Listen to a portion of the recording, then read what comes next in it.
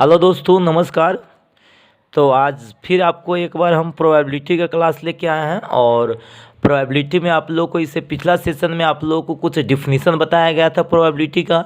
उसके बाद आप लोगों को सैम्पल स्पेस बताया गया था और आज हम लोग पर यानी एक जो लेके आए हैं उसका नाम होता है घटना, इवेंट, जिसको हम लोग इवेंट बोलते हैं। और इवेंट से ही हम लोगों को समझना, देखिए तो इवेंट किसे कहते हैं इसको समझ लीजिए। देखिए दिया हुआ है प्रतिदर्श समष्टि का प्रत्येक उप समुच्चय घटना कहलाती है। समझ रहा है ना।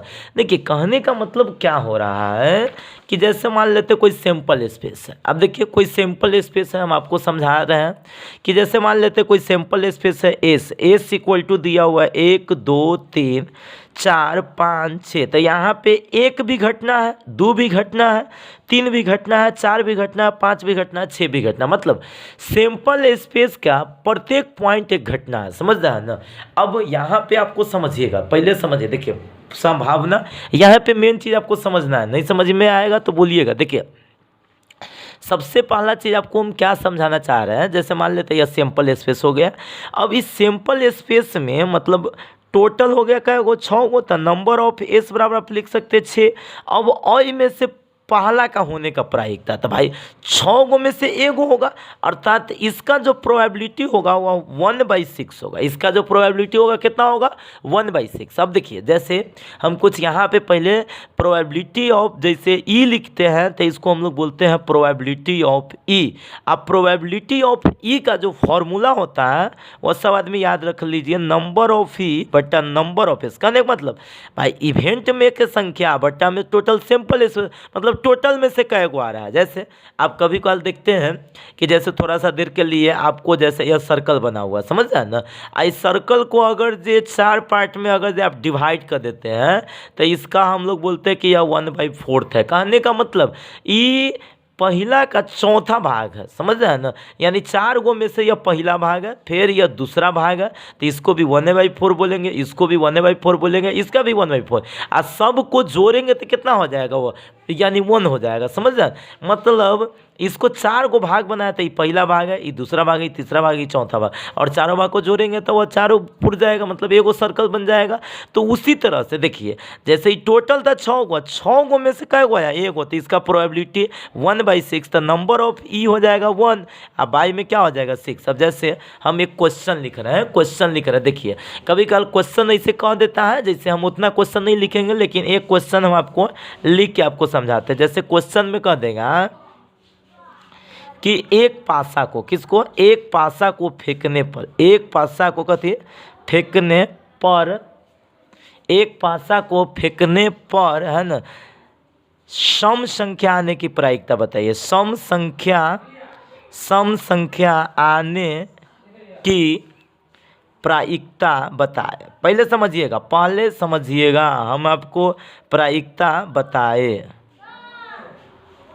देखिए क्वेश्चन में क्या कह रहा है कि एक पासा को फेंकने पर सम संख्या आने की प्रायिकता बताए। भाई एक पासा को फेंका जाता है, क्लियर कट में लिखा हुआ है कि एक पासा को फेंका जाता है। तो एक पासा को फेंकने पर पहले तो आप सैंपल स्पेस कुछ ले लीजिए। तो भाई हम लोग सैंपल स्पेस को जैसे सोल्यूशन कीजिएगा तो हम लोग मान लेते हैं सैंपल स्पेस एस है, तो एस इक्वल टू 1 2 3 4 5 6। पहले समझिए भाई इतना हो जाएगा। अब तब ई कोई भी इवेंट को मान लीजिए, तो ई बराबर हम लोग मान लेते हैं कि सम संख्या आना। ई जो एगो घटना है वो सम संख्या आना, जिसका भी प्रायिकता निकालना रहेगा उसे इवेंट बोलते हैं। उसे क्या बोलते हैं, इवेंट। तो भाई ई हो गया सम संख्या आना। तो ई सम संख्या जैसे ही आना हुआ तो हम लोग लिखेंगे ई इक्वल टू, तो सम संख्या इसमें से क्या है 2 4 6।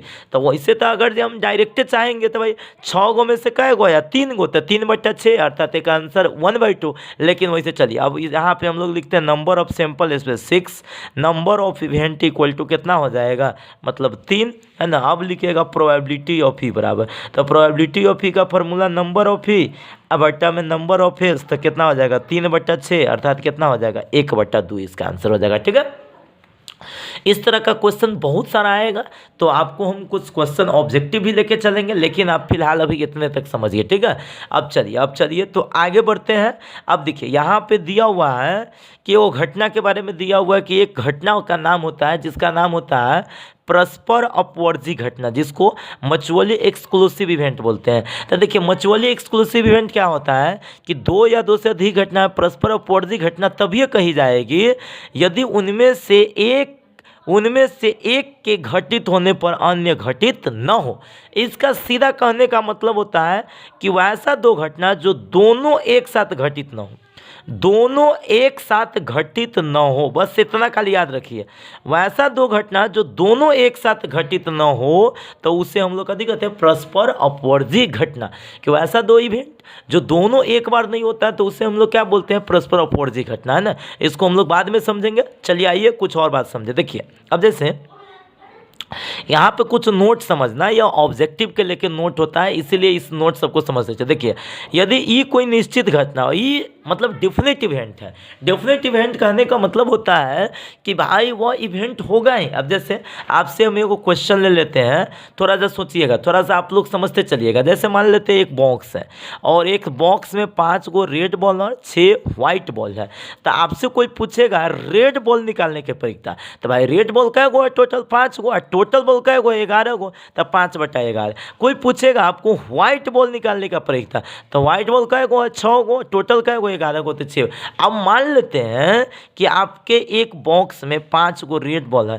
अब कह रहा है कि भाई रेड बॉल निकालने का परीक्षा, तो भाई रेड बॉल कै गो, 5 गो, टोटल भी कै गो है, 5 गो, तो 5/5 तो कितना हो जाएगा, 1। तो अब देखिए अब कहने का मतलब रेड बॉल है, अब बॉक्स में ओनली 1 रेड बॉल है, बॉक्स में ओनली 1 क्या है, रेड बॉल है। अब उसमें से कोई भी बॉल निकलेगा तो रेड बॉल नहीं निकलेगा, क्योंकि उसमें तो रेड बॉल ओनली 1 है। तो भाई इसको बोलते हैं डिफिनिट इवेंट, है ना। और डिफिनिट इवेंट का कभी भी अगर कोई पूछेगा उसका प्रोबेबिलिटी कितना होता है, तो डिफिनिट इवेंट का प्रोबेबिलिटी हमेशा 1 होता है, याद रखिए। कोई पूछेगा डिफिनिट इवेंट का प्रोबेबिलिटी बताइए, तो कितना होता है, 1। अब जैसे मान लेते हैं कोई मतलब थैला है और उस थैला में मतलब आम है, समझ रहा है ना, आम है, उसमें से आम निकालने की प्रक्रिया, तो भाई आम है ये तो आम निकलबे करेगा, है ना।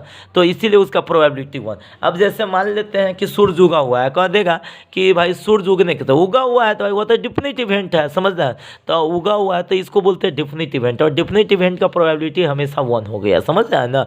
अब जैसे मान लेते कोई एग्जाम में कोई लड़का पास हो गया है, तब उस लड़का का पास होने का प्रक्रिया था, तो भाई वो तो पास ऑलरेडी हो चुका है ना। तो कहने का मतलब ऑलरेडी जो काम हो गया रहता है उसे बोलते हैं डिफिनिट इवेंट, है ना। तो चलिए डिफिनिट इवेंट का प्रोबेबिलिटी कितना होता है, 1। अब चलिए अब जैसे मान लेते हैं अब यहाँ पे असंभव घटना है, तो भाई उसका प्रोबेबिलिटी 0 होता है। अब जैसे मान लेते हैं अब कोई बॉक्स है और उस बॉक्स में अगर जो मान लेते हैं यही रेड बॉल है, तो रेड बॉल निकालने का प्रक्रिया 1 हो गया। इसमें से कोई पूछता व्हाइट बॉल निकालने का प्रक्रिया बताओ, तो व्हाइट बॉल तो इसमें है ही नहीं है, तो व्हाइट बॉल क्या हुआ, 0, 0/5 अर्थात कभी हो जाएगा 0। तो जो इनडिफिनिट इवेंट जो इम्पॉसिबल इवेंट है, इम्पॉसिबल इवेंट को हम लोग बोलते हैं असंभव घटना। तो इम्पॉसिबल इवेंट है जो होने ही वाला नहीं है, जो होने ही वाला नहीं है, तो उसका प्रोबेबिलिटी 0 होता है, समझ रहा है ना।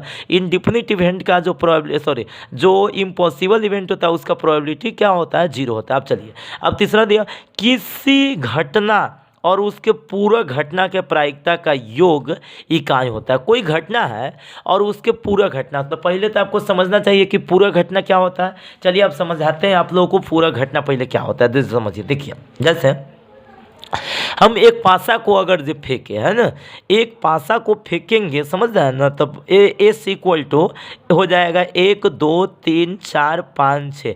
और यहाँ पे कोई इवेंट है ई, तो ई इवेंट है जो मान लेते हैं इवेंट है सम संख्या आना। ई जो इवेंट है वह कथी है, सम संख्या आना है, समझ रहे हैं ना। तो ई इवेंट अगर जो सम संख्या आना है तो भाई इसका जो पूरक होता है उसे हम लोग ई डैश बोलते हैं। कभी बोलते हैं ई डैश, या इसी को बोलते हैं ई के पावर सी को कॉम्प्लीमेंट कहते हैं और कॉम्प्लीमेंट को हिंदी में पूरक कहते हैं। ई का जो पूरक होता है इसका मतलब होता है उल्टा, जस्ट उल्टा। इसका मतलब हो गया कि सम संख्या नहीं आना, सम संख्या नहीं आना। अब तब कहता है कि भाई इस दोनों का प्रोबेबिलिटी निकाल के अगर जो आप ऐड कीजिएगा तो probability of E plus probability of E dash बराबर कितना हो जाएगा, 1 हो जाएगा। Probability of E plus probability of E dash बराबर 1 हो जाएगा। और कैसे 1 होगा जो आपको हम समझा देते हैं। Probability of E plus probability of E dash बराबर क्या हो जाएगा, 1 हो जाएगा। अब देखिए कैसे 1 होता है। अब जैसे ई हो गया सम संख्या ना, तो सम संख्या आता कौन कौन, 2 4 6। अब देखिए ई डैश हो गया सम संख्या नहीं आना है, क्या मतलब आता है 1 3 5। अच्छा नंबर ऑफ सैंपल स्पेस हो जाएगा कितना, 6।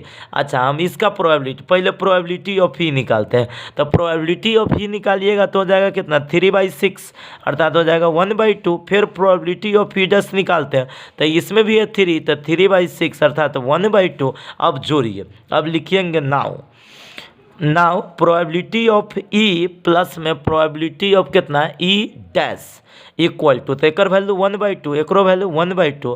भाई आधा आधा जोड़ेंगे तो कितना आ जाएगा, 1, अर्थात लिख सकते हैं hence probability of E plus probability of E dash equal to में कितना हो जाएगा, 1। समझ रहे हैं ना।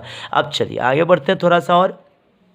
अब देखिए यदि दो घटना ए और बी इस प्रकार हो कि ए के घटित होने पर बी निश्चित रूप से घटित हो, अर्थात ए जो है ना, ए मतलब इसको प्रूफ यानी सबसेट कहते हैं, ए सबसेट ऑफ बी हो तो ए का वैल्यू जो होगा, जो प्रोबेबिलिटी ऑफ बी के वैल्यू से क्या होगा, कम होगा। देखिए कहने का मतलब होता है, जैसे थोड़ा सा देर के लिए हम आपको बता दें, फिर से आपको हम चर्चा करके बता देते। जैसे चलिए इसको थोड़ा सा समझना है, इसको थोड़ा सा आप लोगों को टाइम लगेगा समझने में। देखिए समझिए, हम आपको इसको समझाते हैं, पहले समझ लीजिए।